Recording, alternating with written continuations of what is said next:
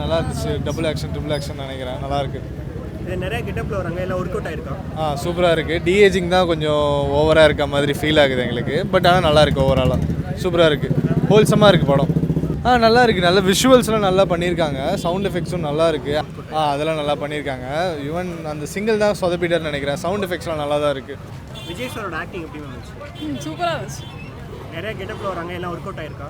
நல்லா தான் work out ஆயிருந்துச்சு. சொன்ன மாதிரி அந்த டிஏஜிங் தான் கொஞ்சம் ஏதோ ஆர்டிஃபிஷியலாக இருந்துச்சு. மற்றதெல்லாம் ஓகே தான். பட் வேறு லெவல் சமமாக இருக்குது.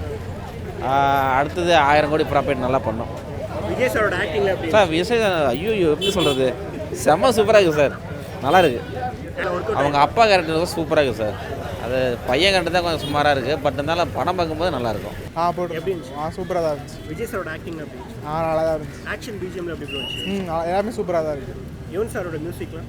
மியூசிக்கும் சூப்பராக தான் இருக்குது. அவர் ஆக்டிங் சூப்பராக இருக்குது. எல்லாமே நல்லா தான் இருக்குது. 2-3 கேரக்டர் ஆமாம் மாற்றிருக்காங்க. அப்பா கேரக்டர்லாம் இருக்குது. நல்லா தான் இருக்குது. இல்லை ப்ரோ, இது வந்து எக்ஸ்பெக்டே பண்ணல இந்த அளவுக்குலாம் இருக்கும்னு சொல்லிட்டு. எக்ஸலண்ட்டாக இருக்குது. ஒரு மாதிரி தளபதி வந்து ஒரு புது மாதிரியான ஒரு வெர்ஷனில் வந்து நான் ஃபஸ்ட் டைம் பார்க்குறேன். எனக்கு வந்து இதுக்கு முன்னாடி வரைக்கும் அந்த ஒரு ஏஜ் ஃபேக்டரே தெரியல அவருக்கு. இந்த எல்லா படங்கள்லையும் வந்து அவருக்கு என்ன தான் அந்த ஏஜ் ஆனாலும் அந்த ஏஜே அவருக்கு தெரியல. அந்த மாதிரி தான் அவர் பண்ணுற ஒவ்வொரு விஷயங்கள், அவர் நடிக்கிறதா இருக்கட்டும், டான்ஸ் ஆடுறதா இருக்கட்டும், அந்த டைலாக் டெலிவரி எதுவாக இருக்கட்டும், அதே எனர்ஜி லெவல். நம்ம அப்போ பார்த்த இளைய தளபதியிலேருந்து இப்போ வரைக்கும் இருக்கிற தளபதி வரைக்கும் எந்த ஒரு சேஞ்சுமே இல்லை. அப்படியே தான் இருக்கார் அவர் அடுத்தடுத்த படத்துக்கு அவரோட அந்த ஃபிட்னஸ் வெர்ஷன் அதிகமாகிட்டே தான் போகுது. அந்த மனுஷன் வந்து என்னன்னு தெரில, ஒருவேளை அவர் மனசில் வந்து இந்த மாதிரி வச்சுருக்காரா, நம்ம உடம்புக்கும் சரி நம்ம லுக்ஸுக்கும் சரி ரொம்ப முக்கியத்துவம் கொடுத்து நம்ம பார்த்துக்கணும் நம்ம உடம்பு நல்லா. ஏன்னா நம்மளுக்கே ஒரு ஹியூஜ் ஃபேன் பேஸ் இருக்குது. நம்மளுக்கா இல்லைனாலும் அவங்களை என்டர்டெயின் பண்ண வச்சு நம்மள முடிஞ்ச எஃபர்ட்டை நம்ம போடணும் அப்படின்னு அவர் நினைக்கிறாருன்னு நினைக்கிறேன்.